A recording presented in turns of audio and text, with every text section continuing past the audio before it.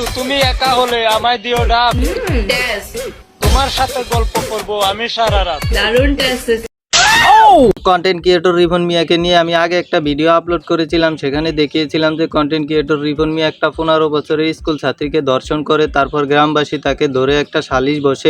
ভালো হয়ে যা, এখনো সময় আছে। সেখানে রিপন মিয়ার কাছে 5 লাখ টাকা জরিমানা করা হয় এবং তাকে গ্রাম ছেড়ে চলে যেতে বলা হয়, কিন্তু তার কিছুদিন পরেই দেখলাম যে তাকে র্যাব আটক করে।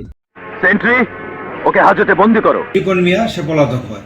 তথাপি আমরা একাধিক স্থানে অভিযান পরিচালনা করি তাকে গ্রেপ্তারের জন্য।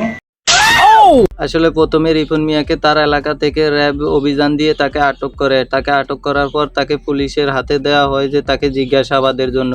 তারপর রিপন মিয়াকে জিজ্ঞাসাবাদ করলে রিপন মিয়া বলে যে রিপন মিয়াকে ফাঁসানো হয়েছে। সবাই মিলে একটা ষড়যন্ত্র করছে, মানে আমার এই গ্রাম থেকে উচ্ছেদ করে দিব। আসলে গ্রামবাসী চেয়েছিল যে রিপন মিয়াকে জরিমানা করে তাকে গ্রাম থেকে বাইর করে দিবে, আর এটা যাতে জানাজানি না হয় মেয়েটার কথা ভেবে আর কি এই জিনিসটা করা হয়েছিল। কিন্তু পুলিশ পরে এটা জানতে পারে, তারপর মেয়ের বাবা মাকে ধরলে তারা একটা থানায় মামলা দায়ের করে, তারপর রিপন মিয়াকে আটক করে। আর আটক করার পরই রিপন মিয়াকে থানায় আনা হয় জিজ্ঞাসাবাদের জন্য। ভালো চলতেছি, ভালো খাইতেছি, এগুলি এলাকার লোকের মানুষের দেখে রিপন মিয়া বলে যে আমি ভালো খাই ভালো থাকি, এইটা গ্রামবাসীর সহ্য হয় না, সেই জন্যই আমাকে একটা মিথ্যে ইয়া দিয়ে আমাকে এই কাজ করছে। আমার কাছ থেকে 5 লাখ টাকা জরিমানা করছে এবং বলা হয়েছে আমাকে গ্রাম থেকে চলে যেতে। আসলে আমি ভালো খাই ভালো থাকি, এই জন্যই তারা আমার সাথে এরকম করছে। না তোমরা তো দরবারে তুমি তো স্বীকার করছো তোমার অপরাধ। আমার দরবারে শিখাই দিছে,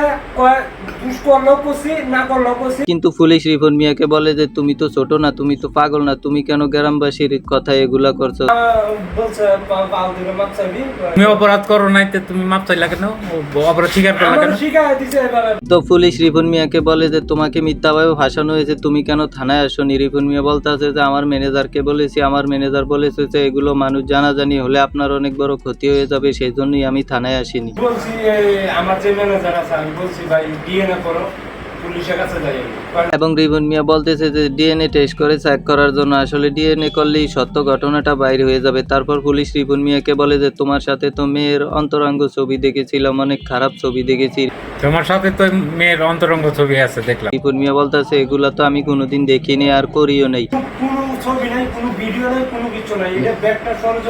রিপন মিয়াকে পুলিশ বলে যে তুমি সেখানে স্বীকার করছো এবং সবার পা ধরিয়া মাপ চাইছো। রিপন মিয়া বলে যে আমাকে গ্রামবাসী শিখিয়ে দিছে, তুমি ঘটনাটা করলেও করছো আর না করলেও না করছো, তুমি সবার সামনে পা ধরে ক্ষমা চাইবা এবং বলবা যে আমার ভুল হয়েছে। তোমরা তো দরবারে তুমি তো স্বীকার করছো তোমার অপরাধ।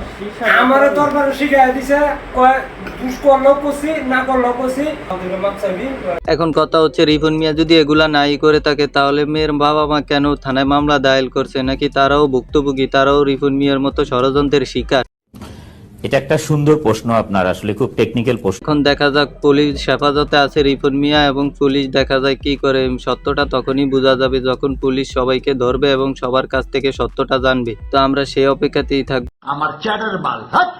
তো আজকের ভিডিওটি এই পর্যন্তই। ভিডিওটি ভালো লাগলে একটি লাইক দিবেন, আর আমাদের চ্যানেলে নতুন হলে অবশ্যই চ্যানেলটিকে সাবস্ক্রাইব করে দিবেন, আর আমাদের নেক্সট ভিডিওর জন্য অপেক্ষা করবেন। ততক্ষণ সবাই ভালো থাকবেন, সুস্থ থাকবেন। আল্লাহ হাফেজ।